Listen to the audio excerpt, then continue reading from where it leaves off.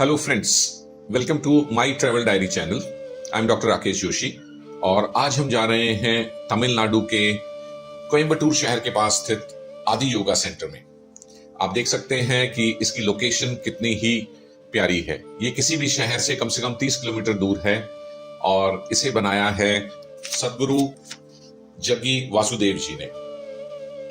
हम लोग पहले गए कोयम्बटूर और वहां से ये 30 किलोमीटर दूर है, जहां हम कैब लेके पहुंचे हैं आदि योगी सेंटर, जिसे ईशा योगा सेंटर भी कहते हैं। अब हम पहुंचे हैं entrance gate of Isha yoga centre. इसके बाहर ही उन्होंने एक सर्प की स्टैचू बनाई हुई है और ये है एक क्विक राउंड इस सेंटर का, जहां की बहुत सारी योगिक, आयुर्वेदिक और स्पिरिचुअल एक्टिविटीज होती हैं। यहाँ पहुंचने पे आप चाहें तो यहाँ स्टे भी कर सकते हैं। ईशा योगा सेंटर में ठहरने के लिए आपको अलग अलग कैटेगरीज में अकोमोडेशंस भी अवेलेबल हैं। यदि आप चाहें तो आप नाधी कॉटेजेस में ठहर सकते हैं, जहां पे आपको 1 से 3 लोगों के एक कमरे में रहने के लिए फुली फर्निश्ड और अटैच बाथरूम के साथ रूम मिल सकते हैं।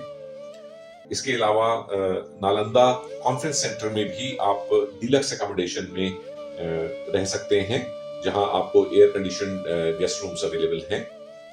लेकिन यदि आप इकोनॉमी क्लास में ठहरना चाहते हैं तो यहाँ वॉलंटियर अकोमोडेशन भी अवेलेबल है, जिसमें डॉर्मेट्री अकोमोडेशन में एक ही रूम में 20 के करीब लोग स्टे कर सकते हैं और ये काफी इकोनॉमिकल पड़ता है।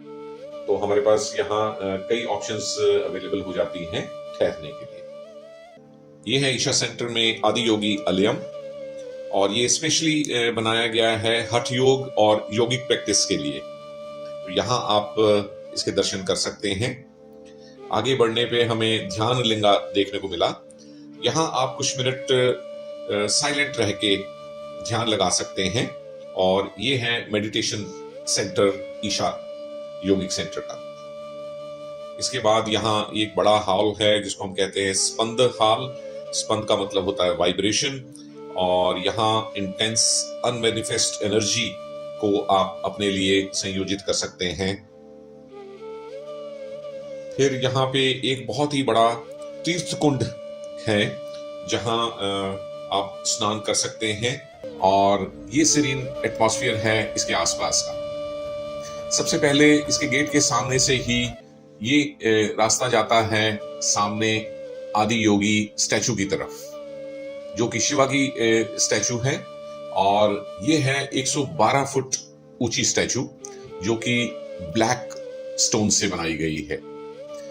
इसे सदगुरु जग्गी वासुदेव जी ने ही डिजाइन किया है और यहाँ जब भी लोग आते हैं तो वो जरूर इस स्टैचू को विजिट करते हैं। ये है इसका बड़ा पार्किंग एरिया और आसपास का एनवायरनमेंट आप देख ही रहे हैं कि कितना ओपन स्पेस है, हिल्स हैं और बहुत ही प्योर एनवायरनमेंट है।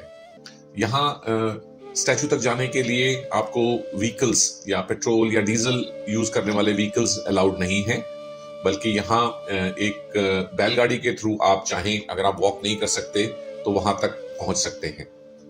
पास में जाने पे इस मूर्ति की भव्यता का पता चलता है और आप देख सकते हैं ये 112 फुट की ब्लैक स्टोन में बनी हुई मूर्ति कितनी इंप्रेसिव है।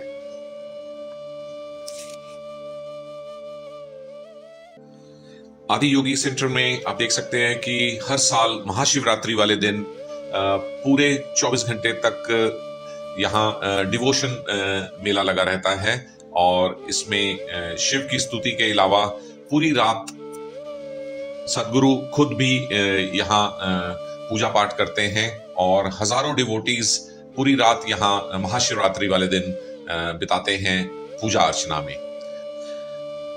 ईशा योगा सेंटर में करीब 6 घंटे बिताना हमारे लिए एक बहुत ही यूनिक एक्सपीरियंस रहा, क्योंकि यहाँ आप रिलीजियस पॉइंट ऑफ व्यू से या टूरिस्ट पॉइंट ऑफ व्यू से और या आध्यात्मिक रूप से भी चाहें तो अपने आप को एनग्रॉस कर पाते हैं।